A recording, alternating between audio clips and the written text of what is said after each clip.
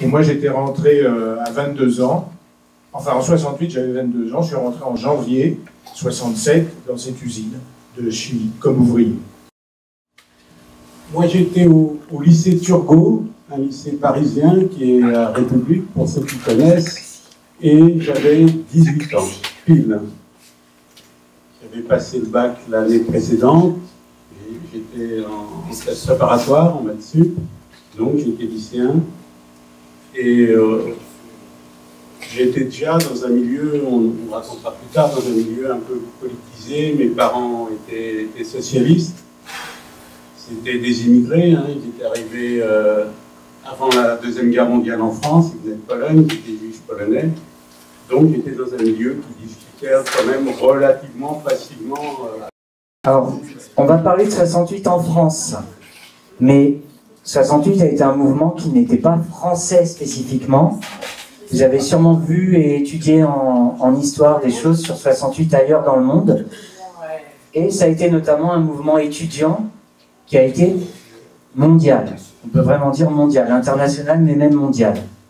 Alors, on va regarder une petite vidéo de quelques minutes sur cette espèce de ce mouvement étudiant dans l'ensemble international, notamment autour, ce que j'ai dit tout à l'heure, le fait que les mœurs changeaient, mais pas la société, et autour de la constitution de la guerre du Vietnam.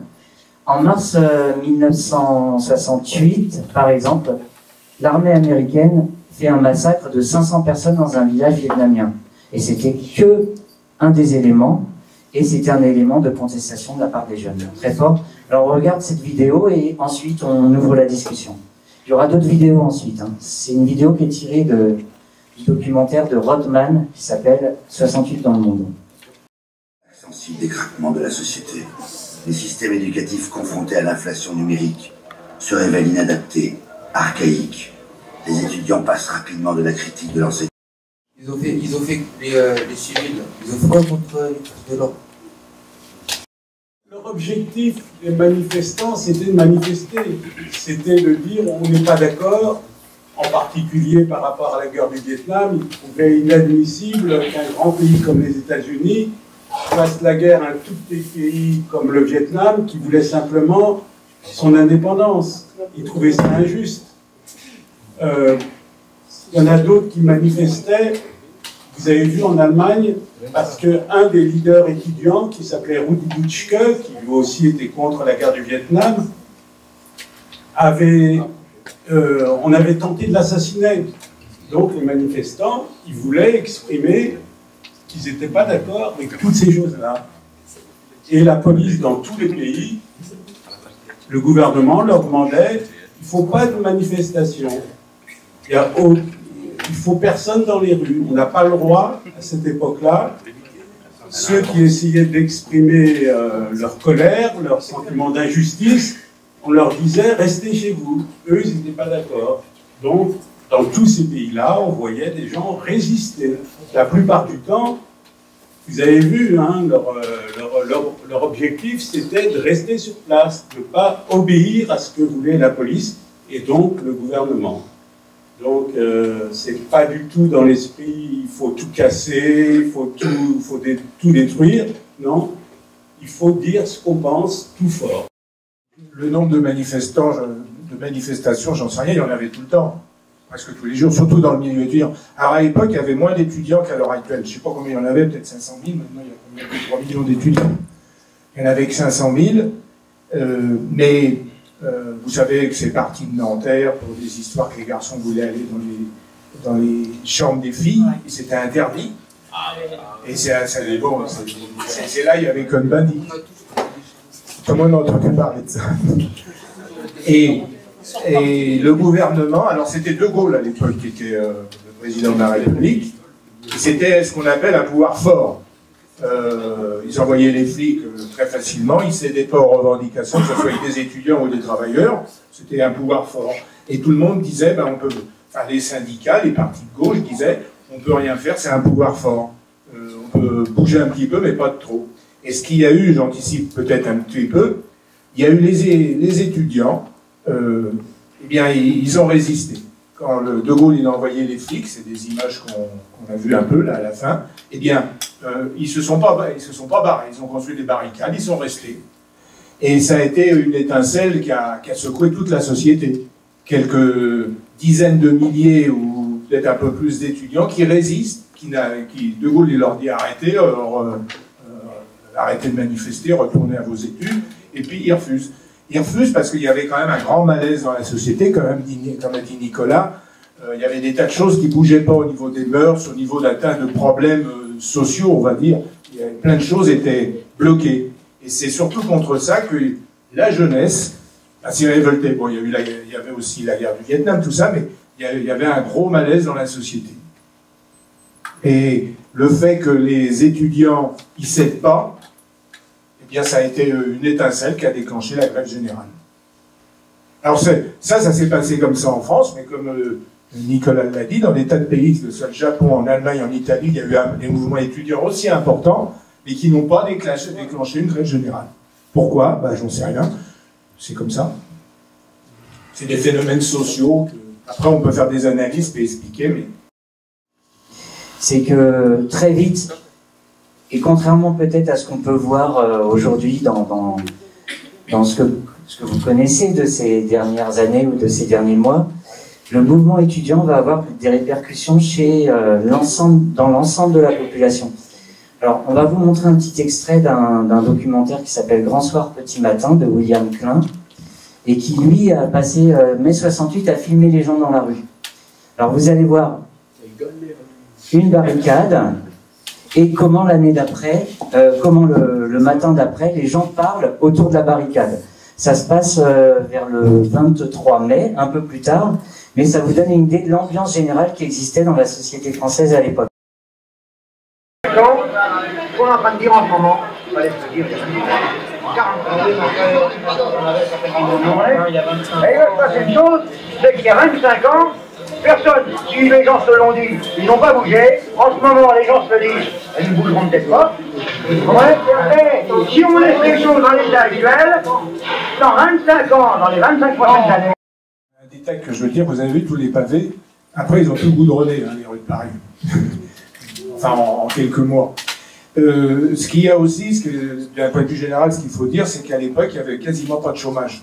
En 68, il y avait peut-être quelques centaines de milliers de chômeurs, mais il n'y en avait presque pas. Et quand on voulait du boulot, c'est moi qui ai choisi la boîte où j'ai été travailler. Je ne sais pas pris la meilleure, enfin j'ai pris ce que j'ai trouvé, mais on se faisait embaucher très facilement. Il n'y avait pas d'intérimaire, pas d'emploi précaire. Quand on rentrait dans une boîte, on était embauché. On n'avait pas des stages qui duraient des périodes d'intérim. Alors, ce qu'il y a aussi, là, ce que vous avez vu, les images, une chose qui est notable, alors en mai 68, c'était un phénomène, c'est que tout le monde discutait. Pas seulement à Saint-Michel ou au quartier latin, partout. Dans les gares, partout, les gens y parlaient. Dès qu'il y avait deux personnes qui parlaient, dès que ça parlait un petit peu fort, que ça s'engueulait ou pas, il y avait des attroupements qui se formaient. Et ça parlait de tout. Aussi bien des trains qui étaient en retard, comme là, ou bien de changer la société, de la guerre du Vietnam, de tous les problèmes possibles, du droit des femmes, des études, de tout. Moi, par exemple, dans la boîte où j'étais, il y avait un climat.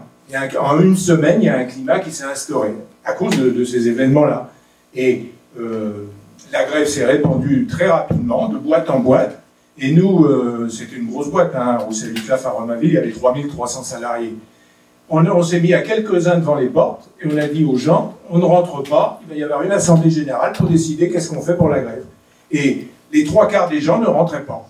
Alors c'était pas une boîte combative, c'était une boîte, même le patron, c'était un patron de combat contre les syndicats et tout. Et les gens ne rentraient pas parce qu'il se passait quelque chose, c'était un phénomène moléculaire au niveau de tout le monde.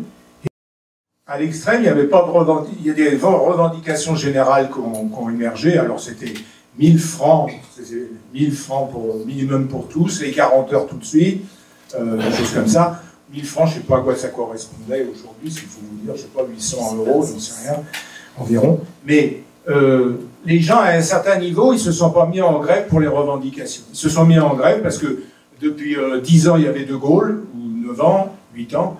Il était là, c'était le pouvoir fort, ils envoyaient les flics pour le moindre prétexte.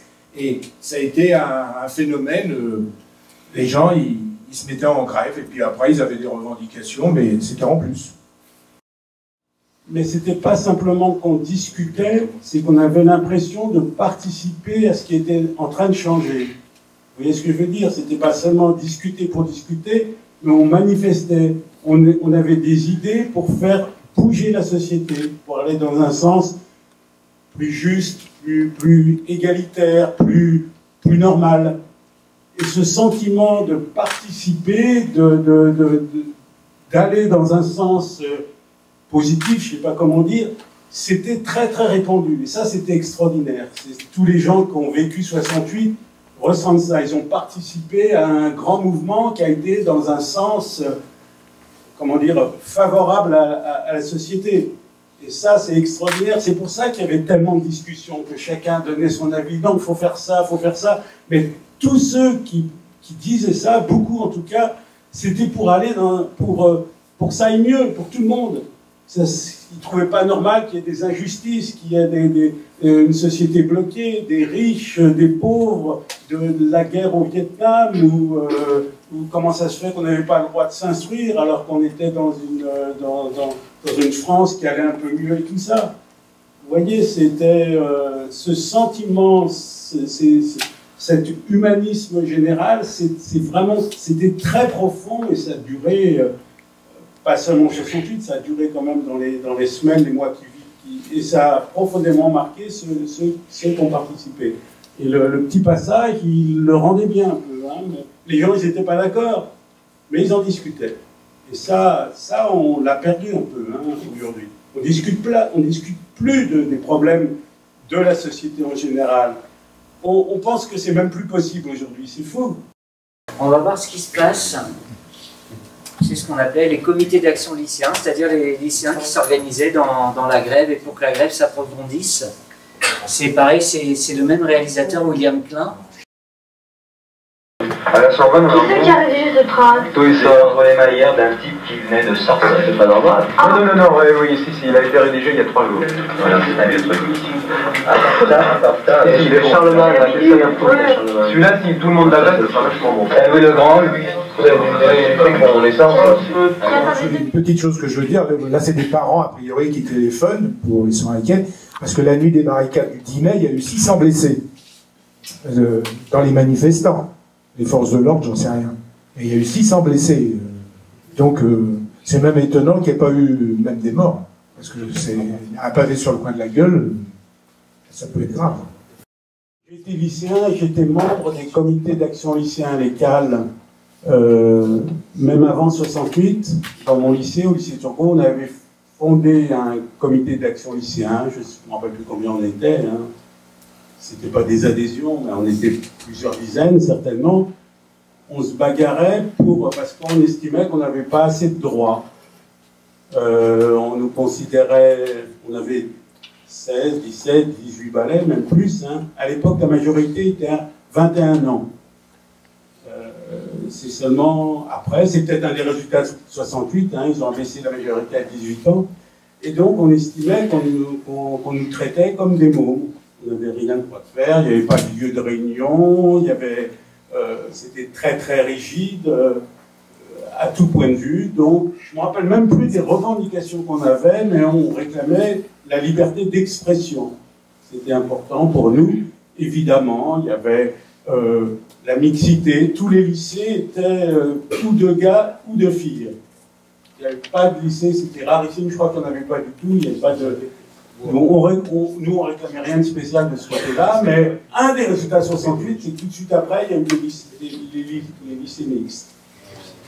Donc, c'est sûr que dans nos lycées, on discutait beaucoup, en disant, tiens, les rapports avec les profs, c'est pas ce qu'il faut, les cours, c'est pas ce qu'il faut, le droit de fumer, bon, moi je m'en foutais, il était non-fumeur, il y a plein de lycéens qui disaient, il faudrait qu'on ait des endroits où on ait le droit de fumer. Un foyer, bon, ça je me rappelle, c'était important pour tous. Un lieu de réunion où on puisse discuter entre nous dans le lycée. Et d'ailleurs, dans la plupart des lycées, ça a été obtenu après 1968.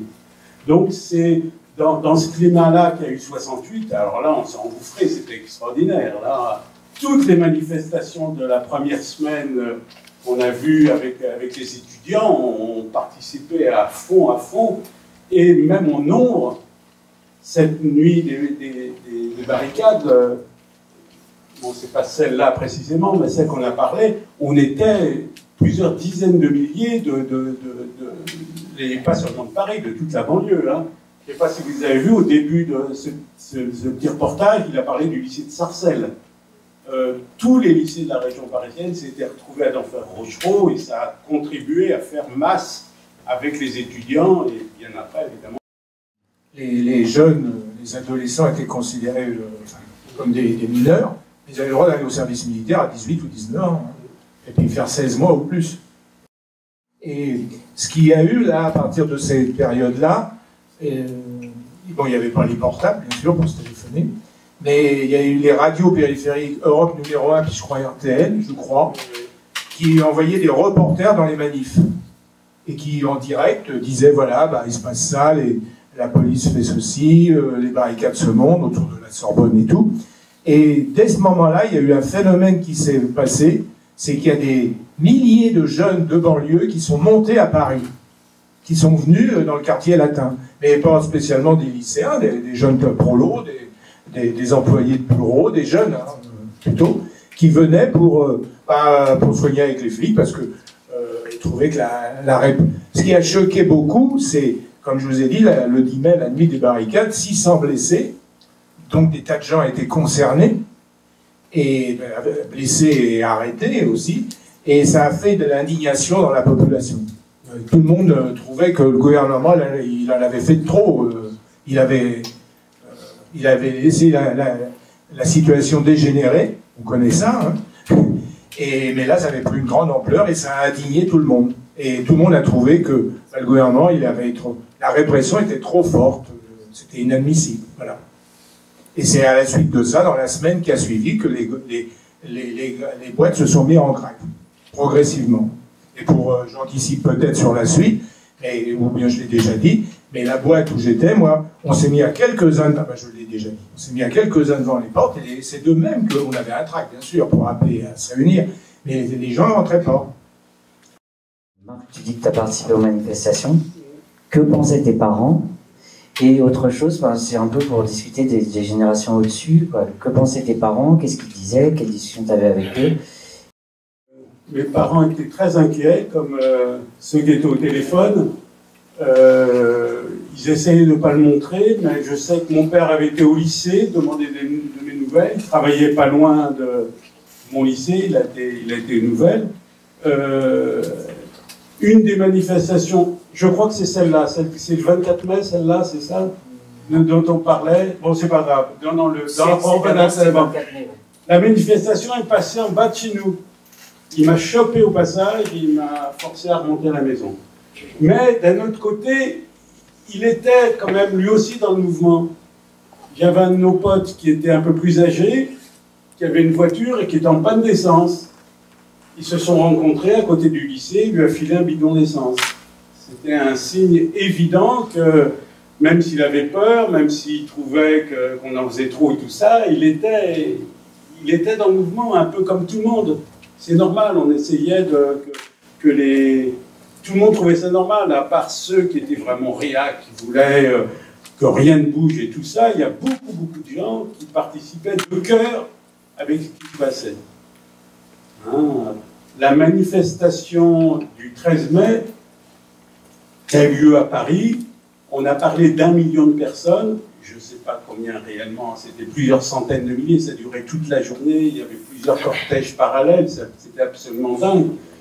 Et c'était seulement à Paris, il y a eu la même chose en province et tout ça, hein, puisque les trains ne marchaient pas et tout ça, c'était énorme. Ça veut dire que l'immense majorité, tous les salariés, c'est évident, mais l'immense majorité de la population avait envie, a été solidaire de ce qui se passait. Et voulait protester contre les violences policières. Exactement. Au début, c'était surtout protester contre les violences policières.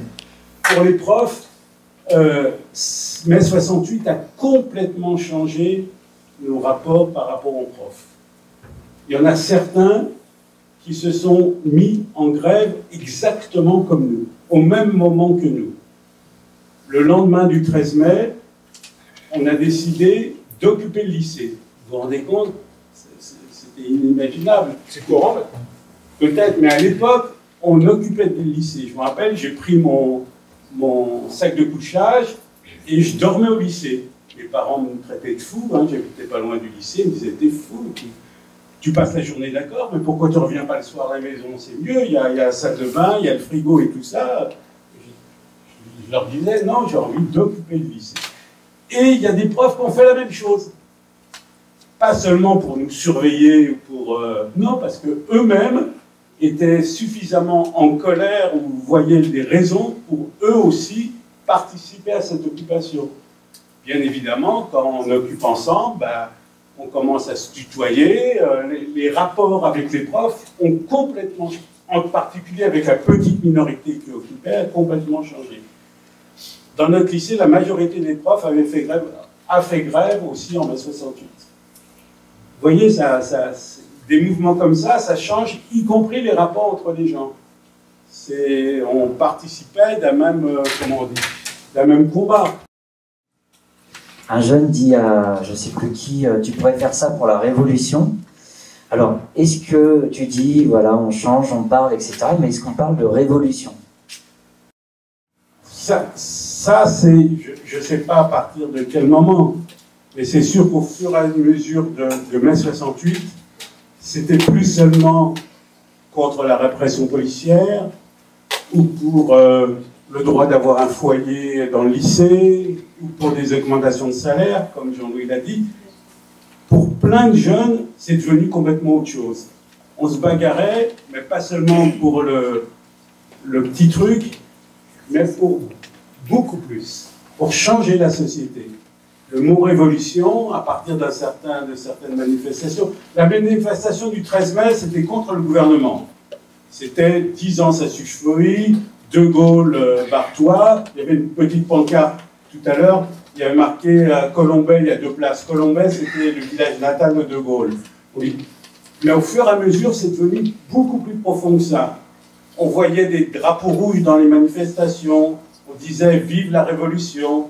Le mot socialisme, communisme, c'est-à-dire des sociétés plus, comme il disait tout à l'heure, plus justes, plus égalitaires, ces idées-là rentraient dans la tête, dans la mienne aussi, dans la tête de beaucoup de gens. Il y a beaucoup de gens qui ont découvert à cette époque-là ce que c'étaient les idées révolutionnaires. Révolution, ça veut dire changer de société. Considérer que celle d'aujourd'hui, qui est fondée sur le fric en particulier, c'est pas la bonne. Qui souhaitait une autre société. Et en mai 68, ça a été progressivement, ça a pris une ampleur absolument dingue. Je dis pas la majorité, mais la majorité de ceux qui manifestaient se disaient révolutionnaires. Et ça a aussi marqué beaucoup 68. Je ne sais pas pourquoi on fait les choses. Parce qu'on pensait peut-être que ce qu'on avait envie, ça aurait plus de poids en le montrant à tout le monde. L'occupation, c'était une marque de dire le lycée, il est à nous. On voudrait qu'il soit mieux, et pour le dire bien fort, mais c'est pas seulement en l'écrivant sur un tableau ou en faisant un tract, mais en le disant de manière plus radicale, plus évidente. Donc on disait, premièrement, on arrête de faire les cours, et là ça allait dans le sens général, hein, de la grève en général, mais pour que ça soit encore plus visible, on le dit en restant sur place. C'est pareil dans les usines, hein. Pourquoi les ouvriers occupent leur usine? Ils n'ont pas seulement fait grève, ils ont occupé leur usine. Là, Jean-Louis peut peut-être continuer. Pourquoi vous avez occupé? Il pourrait y avoir une société où ce qui soit prioritaire, c'est les besoins des gens, des hommes et des femmes, et des enfants. C'est ça qui est prioritaire, et on travaille pour ça, et pas pour faire qu'il y ait pour que les grandes entreprises, tout ça, bossent pour que les gros capitalistes, ben, ils s'en mettent plein les poches, et puis que là, il y a 5 millions de chômeurs à l'heure actuelle, c'est une société complètement injuste dans un pays riche comme la France. Vous vous rendez compte un peu le nombre de chômeurs qu'il y a, des gens qui n'ont même pas de quoi bouffer et tout. Alors, une autre société, c'est une société où c'est pas le fric qui est roi.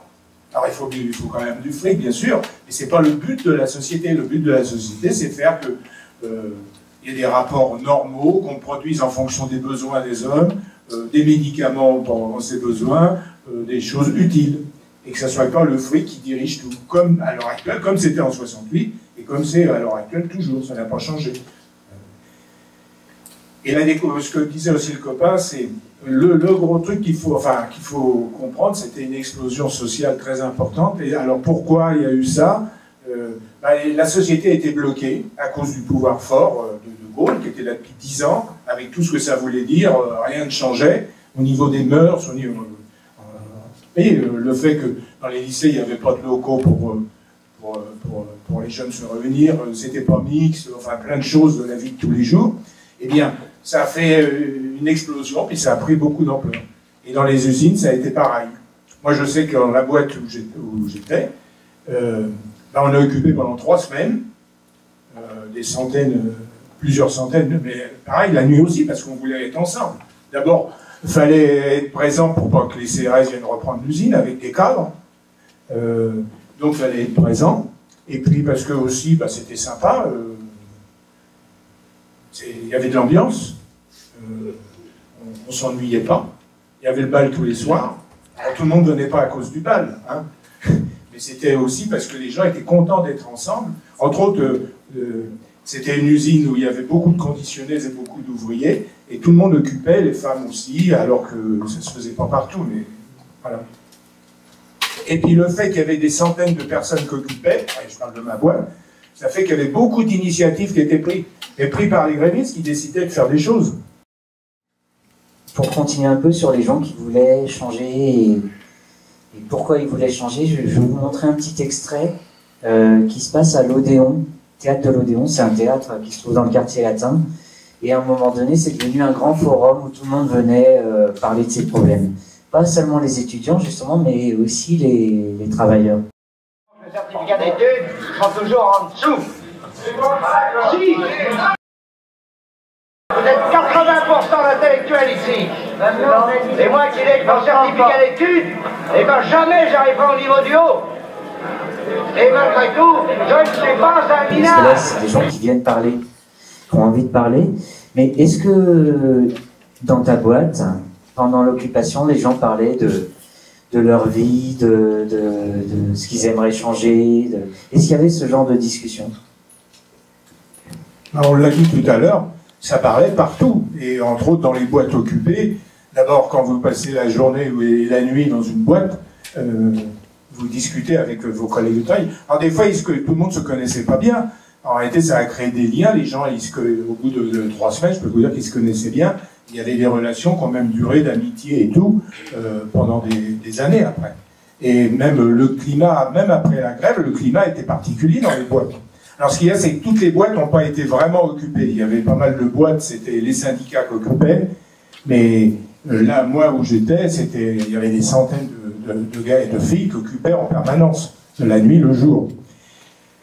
Une chose aussi qu'il faut dire, c'est que tout le monde a été surpris par ce mouvement, y compris l'extrême gauche, les syndicats. Les syndicats n'ont même pas appelé à la grève. C'est une fois que la grève était partie que dans certaines boîtes, ils s'en sont occupés. Mais c'était un mouvement qui n'était pas contrôlé.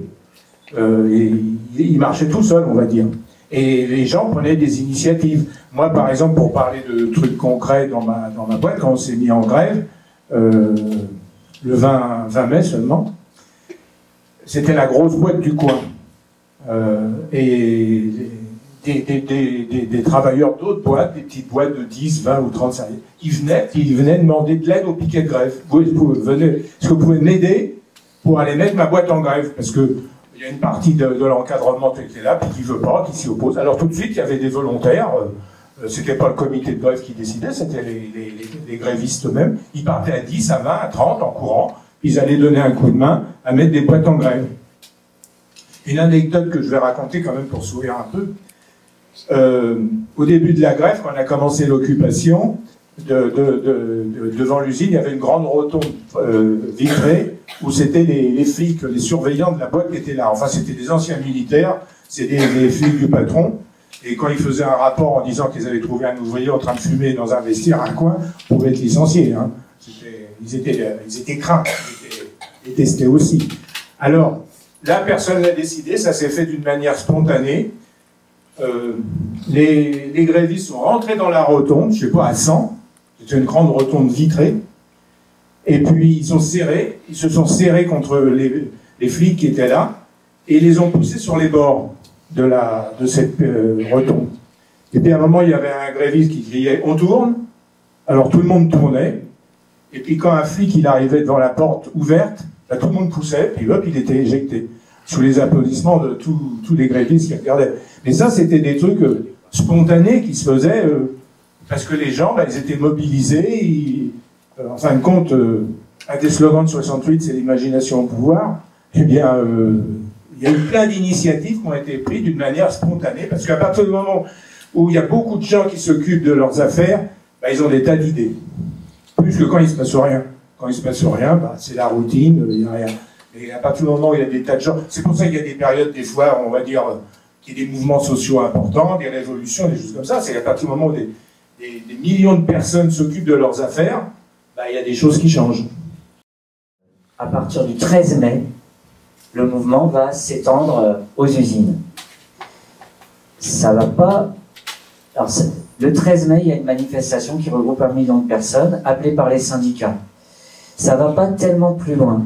Et ce qui va se passer dans les jours qui vont venir, c'est que la grève va se déclencher partout, mais on ne peut pas vraiment dire que la grève a été appelée par les syndicats. La grève est partie d'en bas. Alors, on va le voir, mais on va le voir du point de vue d'un syndicaliste, c'est-à-dire de quelqu'un qui appartient au syndicat et qui raisonne comme un dirigeant du syndicat, c'est-à-dire que pour lui, c'est au syndicat de décider. Et dans son entreprise, qui est une très très grosse entreprise, qui était l'entreprise emblématique de l'époque, qui était Renault à Billancourt, il raconte comment la grève se déclenche, malgré lui, et il le regrette. Et du coup, c'est un peu intéressant de comprendre qu'est-ce qui a poussé les gens à faire grève. Depuis un mois, les gars, ils rentraient le matin, ils avaient 5 fitraques tous les matins. Entre les gars de Nanterre qui arrivaient, les gens de l'OCI, les mecs à Cohn-Bendit, enfin, c'est plus nous, quoi, plus les forces qui existaient à l'intérieur de Renault. Et donc, on fait... Oui, pour dire un mot, tout pour aller dans le même sens, à la boîte où j'étais, il y a eu un comité de grève d'une 50aine de personnes qui a été élue en Assemblée Générale, et les syndicats, c'était pas... À l'époque, et même encore maintenant, c'était pas leur idée. Ils estimaient quand il y a une grève, quand il y a un mouvement, c'est aux syndicats de décider. C'est son boulot. Il fait l'avocat. Il est là pour ça. Et le fait que les gens s'organisent, décident de voter, de se réunir et tout, une grande partie, pas tous, bien sûr, parce que vous avez vu, mais une grande partie, ils n'étaient pas d'accord. Et nous, à la boîte, il y a, dans les syndicats, ils se sont coupés en deux. Il y a une partie qui a participé au comité de grève, avec des syndiqués ou des pas-syndiqués, des travailleurs, et puis une partie qui a refusé, qui a dit « mais c'est pas normal, c'est pas comme ça que ça doit se passer ». C'était pas des traites, parce qu'ils ont été formés comme ça, depuis tout petit, j'allais dire, et ça a été comme ça. Et ça fait que, pour aller jusqu'au bout, après la grève, ceux qui avaient participé au comité de grève, ils ont été même sanctionnés par l'appareil syndical pour gauchisme, pour avoir organisé les travailleurs et tout. Les choses sont pas simples. C'était le chef. C'était le chef du syndicat. Non, le dernier là, le dernier. Ouais, le dernier. Celui qui dit qu'il faut qu'il parte. Ouais. C'est un chef d'atelier. Et il s'est fait virer de son truc. Ouais. Et pourquoi? Parce que les ouvriers, dans les boîtes occupées, par les syndicats ou par le personnel, on virait la direction. Il fallait qu'ils allaient où ils voulaient, mais on ne les laissait pas dans l'usine. Oui, parce que s'ils restaient dans l'usine, ils risquaient de démoraliser les grévistes, de les embêter, de faire venir les flics. toutes les usines occupées, la plupart de l'encadrement et des directions ont été virées des usines. C'était symbolique aussi de faire voir que c'était les travailleurs qui... l'usine était à eux, voilà. Elle n'était pas à eux en réalité, mais c'est eux qui occupaient. Une des caractéristiques de 68, il y a beaucoup de gens, comment dire, l'initiative était très importante. On n'attendait pas les ordres des organisations syndicales ou des partis politiques. L'ambiance de mai 68, c'est on discute, on décide et on fait. On n'attend pas que, tiens, ils se réunissent là-haut, ils décident et tout. Du coup, comment dire, ça partait dans tous les sens. Vous avez peut-être entendu, vous avez peut-être vu déjà les affiches de mai 68. Qui a pris l'initiative de ça? Bah, les étudiants des Beaux-Arts. Ils ont fait plein d'affiches qu'ils ont collées sur les murs. Il y avait des manifestations tous les jours. Il y avait des corporations qui avaient... On a parlé, même les pompiers ont fait grève, ont pris l'initiative, les mariniers, les garçons de café. Ça partait un peu dans tous les sens. Et dans les journaux aussi qui sortaient. Pardon, plein de journaux qui sortaient. Mais dans les entreprises, ça avait quand même, ça a pris un tour particulier parce que l'organisation principale qui se sentait investie du pouvoir de décider des mouvements, c'était le syndicat. Mais dans les mouvements sociaux, les gens, ils se passent aussi des syndicats. Ils décident, mais on fait grève, on n'attend pas le mot d'ordre syndical, on a envie de se mettre en grève tout de suite. La direction syndicale n'a pas décidé d'occuper, mais c'est pas grave, nous on a décidé d'occuper, on occupe. Les mouvements sociaux importants, c'est ça la caractéristique. Ça sort un peu des cadres habituels. Ça va beaucoup plus loin, ça déborde, comme on dit. Et mai 68, ça a été un exemple. Vous savez, on entend souvent la phrase « c'est plus possible »,« ce sera jamais possible ». On n'est pas dans cette ambiance-là. Avant 68, on disait ça aussi. Puis il y a eu ça, 68, qui a fait exploser tout ce qu'on pensait à l'époque sur ce qui est possible ou pas possible. Et le dirigeant syndical, là, qui a parlé, Sylvain, il dit, tiens, c'est quand même bizarre, hein. Nous, on n'était pas pour, puis les gens l'ont fait quand même. Qu'est-ce qu'il dit? Je me suis fait éjecter, un truc comme ça. Je me suis fait éjecter. J'ai dit aux gens, allez, calmez-vous, calmez-vous. La manif, il fallait pas passer devant lui en le mettant de côté. Bon, ils ne l'ont pas cassé la figure, hein, mais ils l'ont mis de côté. Ils ont fait grève sans son accord. Et c'est une caractéristique quand même de ce genre de mouvement social. Je pense que dans beaucoup de têtes, c'est qu'est-ce que ça va devenir? On parle d'un seul coup en une dizaine de jours, tout change, le climat change, les gens se mettent en grève. Et qu'est-ce qui va se passer? Alors, on a choisi de montrer surtout des gens et des situations et de ne pas parler de la situation politique. Mais j'en profite quand même pour dire que du côté du gouvernement, ils se sont énormément inquiétés. Énormément inquiétés. On a parlé de révolution, eux aussi, ils ont pensé révolution, ils ont craint la révolution. Le président de la République, c'était Charles de Gaulle, et le Premier ministre, vous connaissez aujourd'hui pour le bâtiment, c'était Georges Pompidou. Ils étaient extrêmement inquiets. Alors, il y avait deux postures. Il y avait une posture qui était la posture de Gaulle, la posture militaire, qui à un moment donné a dit « faut tirer dans le tas ». Et il n'a pas été suivi par Pompidou qui se disait si on tire dans le tas, où ça va aller? Et si vous regardez en replay une émission qui a eu lieu lundi dernier qui s'appelle Sous les pavés les flics et qui raconte mai 68 vu par la police, des membres de la police expliquent que une des raisons pour lesquelles ils craignaient beaucoup une bavure, c'est qu'ils ne savaient pas du tout où ça irait dans le climat presque d'insurrection qui existait. Donc, où ça pouvait aller? Eh bien, ça pouvait aller très loin. Balladur. Alors, Balladur, je ne sais pas si vous connaissez, qui est aujourd'hui un vieux politicien, mais qui à l'époque était un des deux conseillers de Pompidou avec Chirac. Balladur raconte qu'à un moment donné, ils téléphonent aux préfectures, ils n'ont plus de réponse. Ils donnent des ordres aux préfectures, plus personne ne répond. Il y a un drapeau rouge sur une préfecture, sur une sous-préfecture. Il dit il n'y a plus d'État, il n'y a plus personne qui répond au téléphone. Il y a un ministre qui a brûlé ses documents à l'intérieur du ministère, par peur que l'insurrection prenne les documents. Donc, si vous voulez, la question que tu poses, Bilal, tout le monde se l'est posée. Qu'est-ce que ça va devenir, hein? Et une partie des gens, on a parlé du Vietnam, on a parlé... Le Vietnam, si vous voulez, ça symbolisait l'impérialisme. Les pays riches, les pays puissants qui mettent à genoux les pays pauvres. C'était ça. Alors, on parle du Vietnam, il y avait une autre icône à l'époque, on voit d'ailleurs quelqu'un qui s'est un peu déguisé en lui, mais juste à ce moment-là, juste avant 68, un des dirigeants de ces insurrections, qui s'appelle Che Guevara, a été exécuté en Bolivie.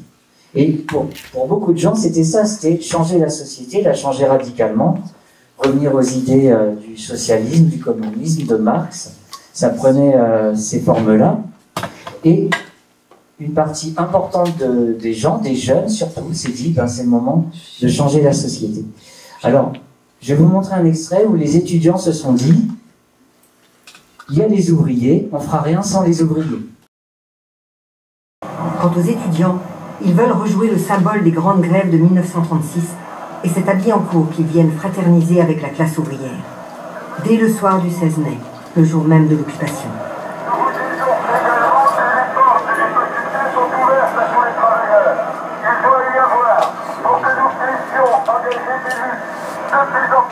Ce qu'il y a, on voit quand même là, sur les images les manifestations.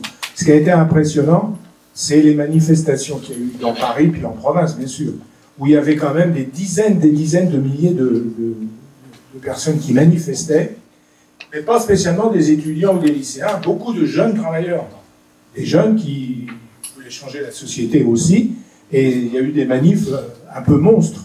Ce que j'ai dit tout à l'heure, il n'y a pas eu énormément d'usines occupées avec beaucoup de monde, parce que certains syndicalistes, et même beaucoup, ils n'étaient pas pour eux. Ils étaient pour eux s'en occuper, et ils n'étaient pas pour que... Après, il y a eu toute, par la part de certains syndicalistes, même un peu général, c'est une crainte des étudiants. Ça peut paraître bizarre, parce que les étudiants, vous voyez, ils voulaient se joindre aux ouvriers, ils disaient, il faut que les ouvriers se mobilisent et tout. Mais alors, il y a eu un phénomène politique qui s'est passé, c'est que dans les partis, le Parti communiste était fort à l'époque. Voilà. Il contrôlait la CGT et tout.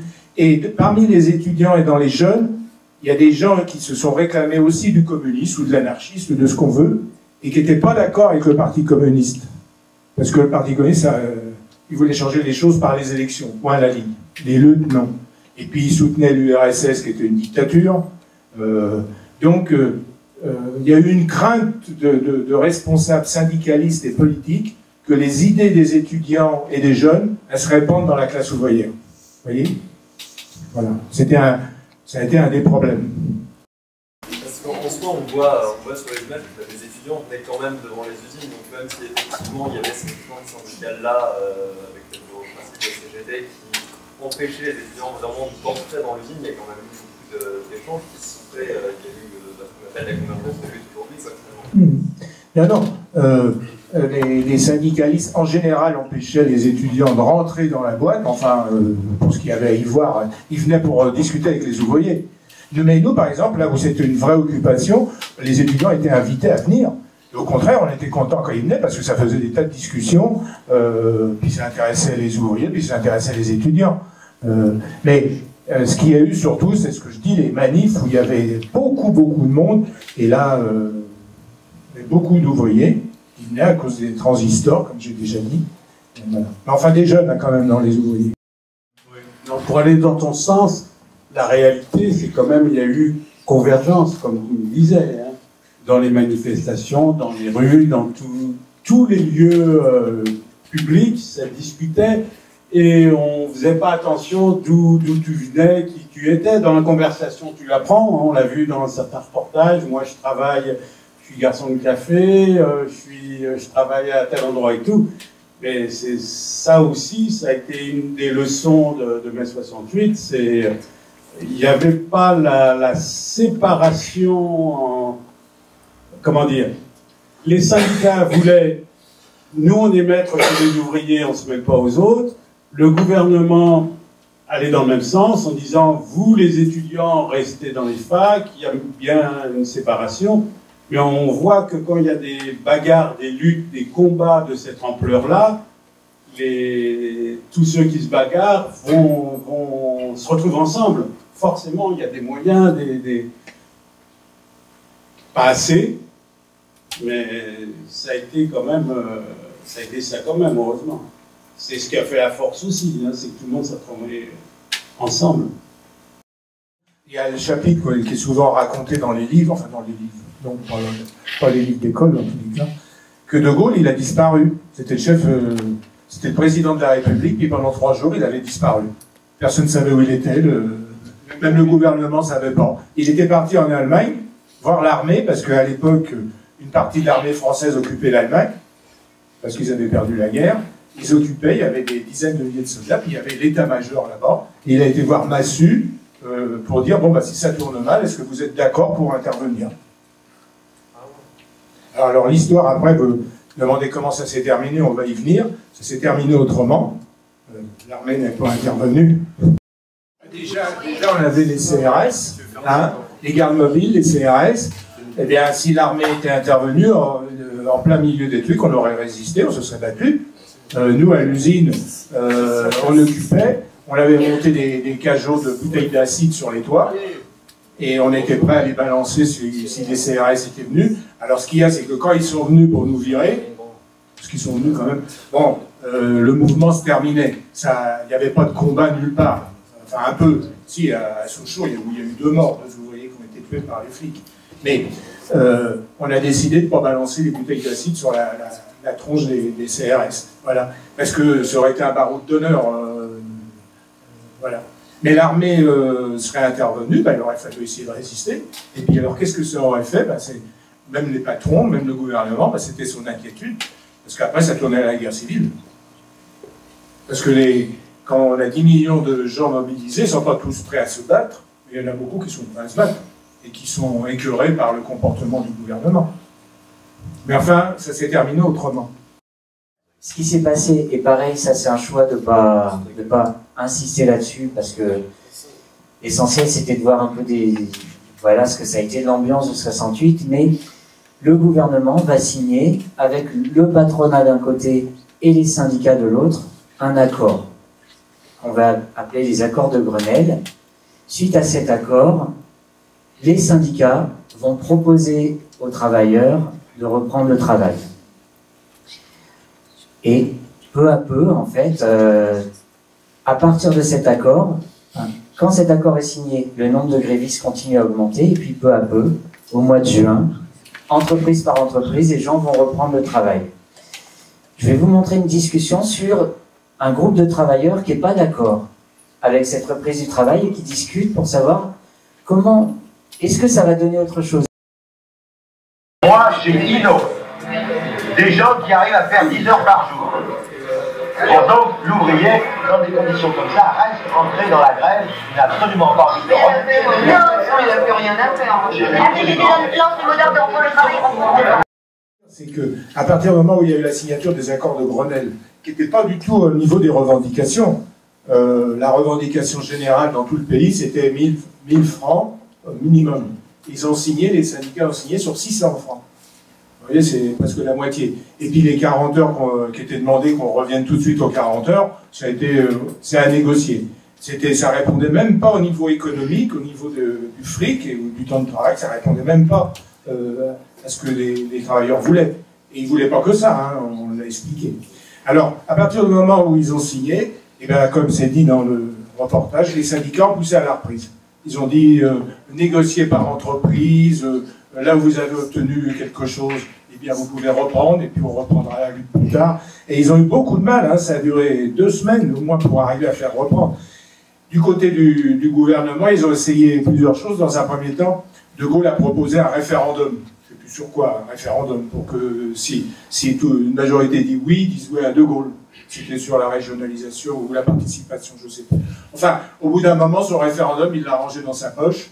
Parce que le jour où il a fait cette proposition, il y avait une grande manif à Paris où j'étais, avec d'autres bien sûr, et il a dit si jamais j'ai pas une majorité de oui, je me retire. Alors là, vous voyez des dizaines de milliers de gens avec des foulards, parce que c'est des foulards pour le gaz, adieu De Gaulle. Voilà. C'était comment? Et après, ce qu'il a proposé, il a dissous l'Assemblée nationale, il a dit on va refaire des élections.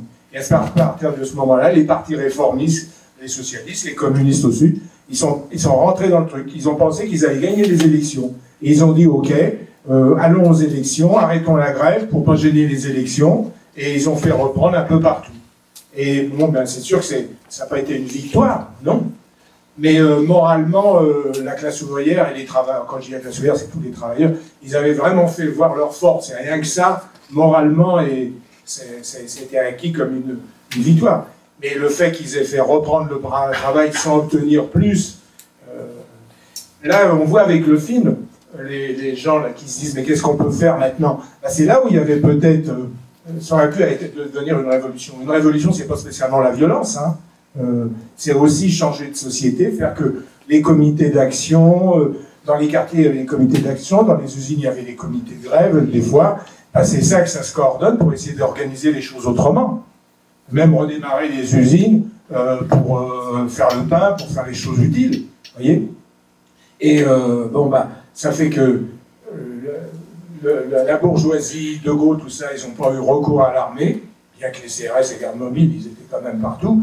Mais ils ont eu recours grâce aux réformistes, aux partis, les grands partis de gauche, qui eux ne croient pas à la révolution, au changement de société, qui pensent changer la société par les élections, depuis 50 ans. Et puis ça n'a jamais changé. Juste pour ce qui a été obtenu par les accords de Grenelle, fin mai, les syndicats, ceux qui étaient pour, l'ont présenté de manière très positive. Mais il faut rappeler quand même que c'était l'augmentation du SMIC, l'ancêtre du SMIC, de 35% d'un coup. Il y a eu des cadeaux faits aux syndicats, mais donc pas seulement les SMICards, mais ceux qui étaient un peu au-dessus ont eu des augmentations de salaire très importantes, qui ont été rattrapées par la suite par l'inflation, ça a été bouffé. Mais l'argument principal des syndicats, de ceux qui étaient favorables à la reprise, on va voir après, c'était, regardez, on a obtenu une grosse augmentation pour les bas salaires.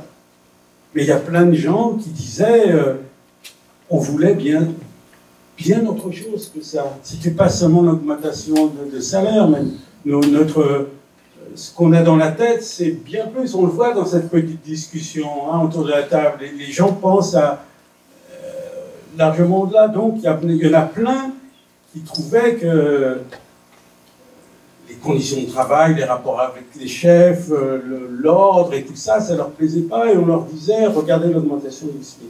Donc c'est ce décalage entre ce qui a été obtenu réellement et ce que les gens voulaient, souhaitaient, qui était extrêmement important à cette période-là, fin mai, début juin.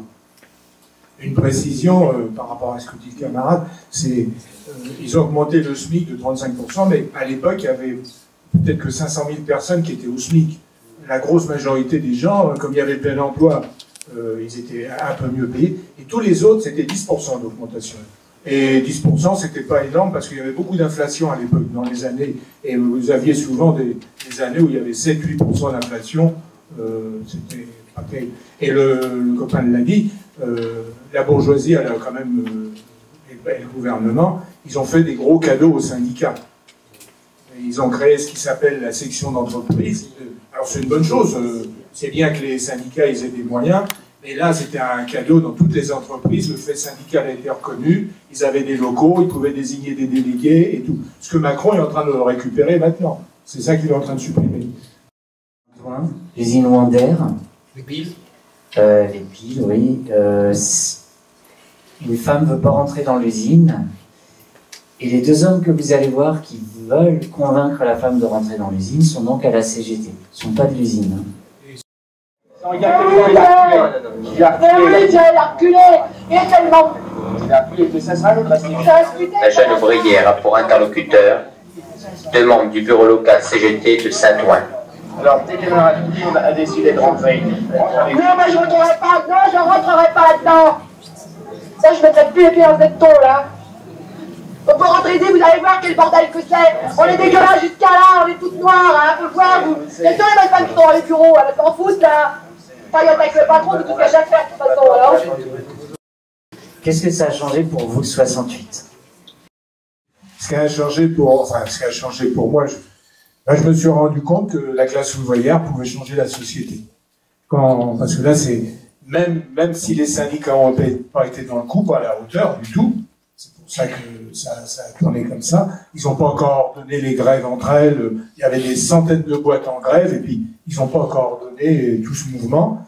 Mais c'est là où on voit que s'il y a un changement de société, comme on disait, pour une société plus juste et tout, c'est pas par un gars avec des bonnes idées ou parce qu'il est bien élu et tout, c'est s'il y a un mouvement social important. C'est la classe ouvrière avec les étudiants, avec tout le restant de la population, et c'est eux qui peuvent changer la société. Et en 68, on a vu que c'était possible. Ça n'a pas été jusqu'au bout, pas du tout, mais il y avait le potentiel. Après, il aurait fallu que les syndicats et les partis de gauche ils se conduisent un peu autrement. Voilà. Mais on ne pouvait pas leur demander de se conduire en révolutionnaire, ils n'y étaient pas. Et puis les partis d'extrême gauche révolutionnaires, ils étaient très faibles. À l'époque, encore maintenant. Personnellement, c'est qu'à l'époque, j'étais révolté. Et après, j'espère que je suis resté, mais c'était plus conscient, c'était plus réfléchi, c'était plus décidé.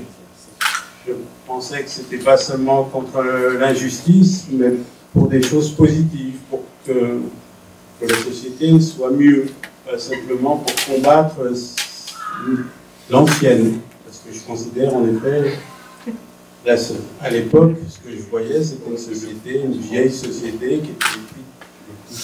Maintenant, je regarde plus de manière plus consciente, plus réfléchie, plus... Donc, je crois que grâce à 68, je me suis dit, tiens, je vais donner ma petite pierre, je vais œuvrer justement à quelque chose qui permette à cette société de construire quelque chose de mieux.